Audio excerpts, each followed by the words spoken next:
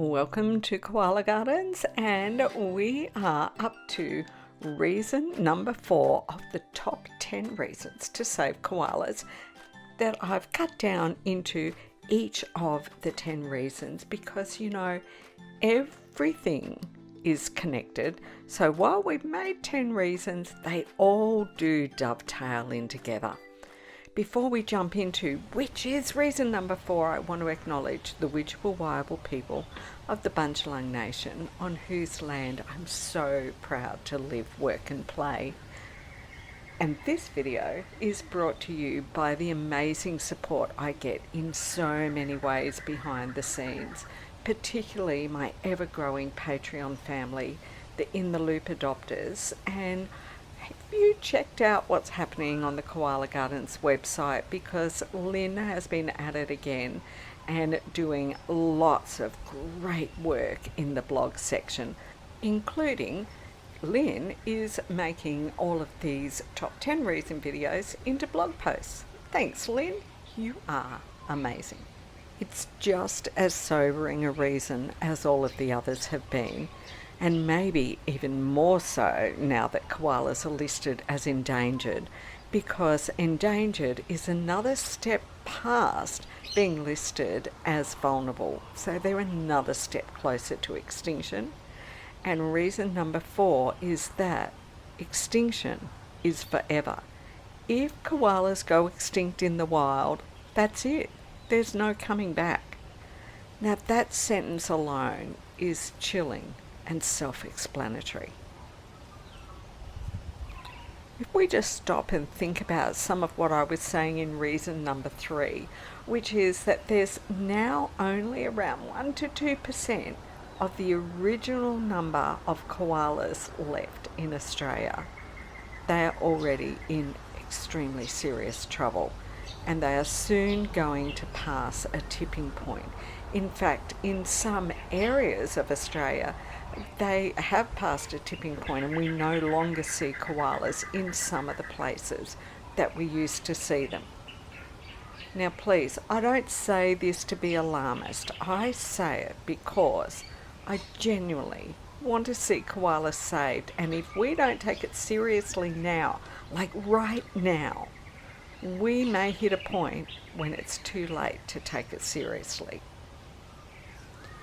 When I say extinct, I do mean extinct in the wild, because we know that there are captive populations of koalas in Australia and even in zoos in other parts of the world. But I think that we need to just stop and think about it mathematically for a minute, because when you consider how many millions and millions of koalas there were once, if we reach a point where there's no longer any koalas in the wild and there's just 1 or 200 koalas in captive populations, the genetic pool is going to be too small to make it a situation where we could put them back into the wild.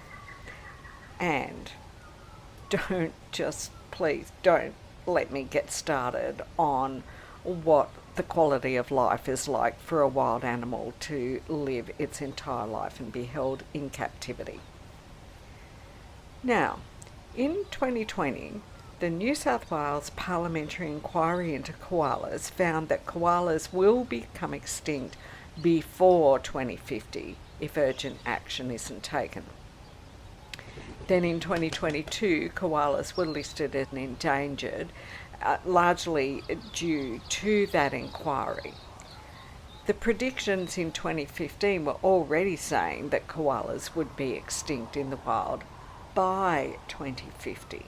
So it's not like it was any new piece of information. And unfortunately, what we also know is that whilst the government changed their extinction listing from vulnerable to endangered, they haven't changed any of their policies or laws around just destroying habitat.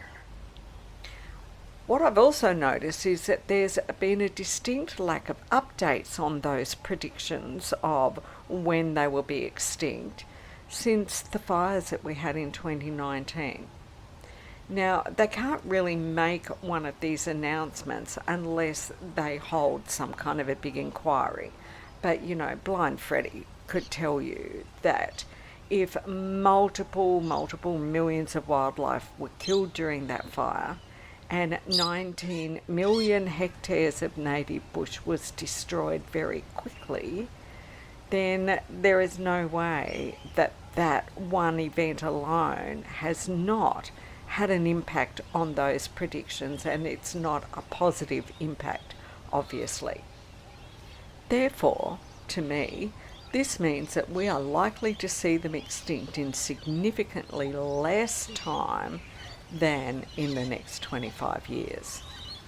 If we don't really take it seriously and do something now to change the way we are impacting our environment, when do we think we're going to get a chance to do that? And by this, I don't just mean the Australian government and the Australian people have to change what they're doing, because this is in fact a global issue. Remember what I keep saying? Everything is connected. We won't really save koalas by us over here just doing a few things differently just along the east coast of Australia. And I do want to stress that, because I know that quite often people in other countries like to point to Australia and the koala situation, saying, oh, why don't you stop it? Why don't you stop it? Well, the problem that we're facing with this world is a global issue. And you know what? That's where I'm going to leave it, because I'm trying to keep these a little bit short, and you have just made it to the end of yet another Koala Gardens video. So would you make sure you've smashed that like button, done all of those things that you know are going to make a huge difference to my channel, and then take a moment to write in the comments below, the time to act is now. Thanks so much for watching. There's lots of great koala video coming your way again very soon. And if you are looking to buy yourself anything, a t-shirt, a cap, a pair of socks, whatever it is, maybe you're going to buy a gift for a friend, hop over to my Redbubble store and just check whether there's not something there that might just be the perfect gift. And there's lots of beautiful koala designs to choose from. I reckon there's something for everybody.